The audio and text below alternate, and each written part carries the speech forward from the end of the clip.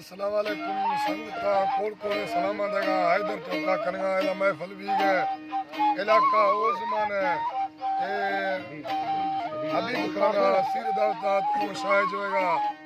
ए महफिल तारीख 2000 तारीख से ए महफिल तारीख 2023 साल पंचमी महीना 28 तारीख फजरा महफिल भी है नारी हनीफा हल्दी साजी गरमा सुरी हैदर टोकाया खासकर कारी शाह जो है फरमाश है यके डेरा मोड़रा अल्लू कोरकणिया सुरी है फरमाश है शाहगुल कोरकणिया फरमाश है अब्बास है फरमाश दा और बगुड़ यके हाकिम है फरमाश है मीर से है फरमाश है अल्लाह संगता कुछ अल्लाह साईं योमी सोना साईं मतरा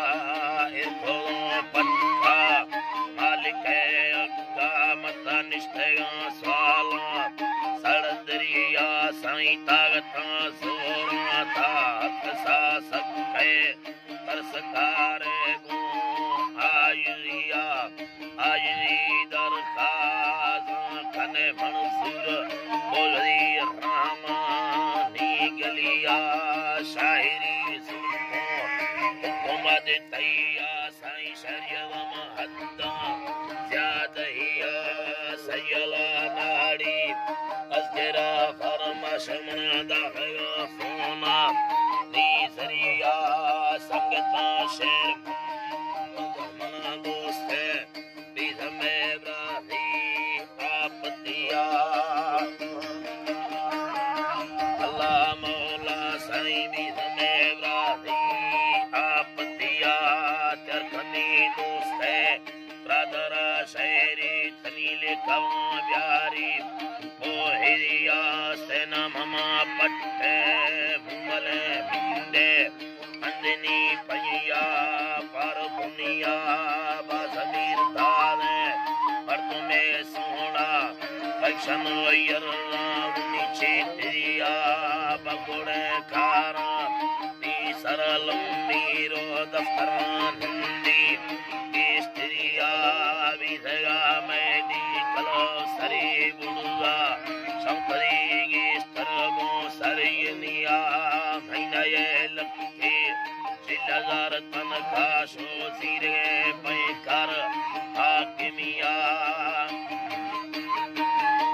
अल्लाह मौला साईं जीरे पैका शो हाकिमिया बंगलो से चार मंगला बुड़ से अत मरमरा बस्तो सो धविया युजना सारते कूलरो एसी यमनी पक्का दुया नरमये महला कमला लेने चरगानो कर दादहिया सुरता सड़ते तंगवी तारे सामरी फुल्ले गैरी यात्रा पठरे फत्तो मा अंदरा सुनते लैफले दस्तानी तिलिया सुरता रब्बे कामता वड़तो काटा हेरा मलका ज्यादहिया तबु चारदहा महा तीसगे चारय देबली तारा का रोजनिया बगुड़े मुथी नेमगा नर में रंगबा दस्ता एर पुदिया चुकगा भंता बोतला वशे अदिये रूहा तस्वीया में अल्लाह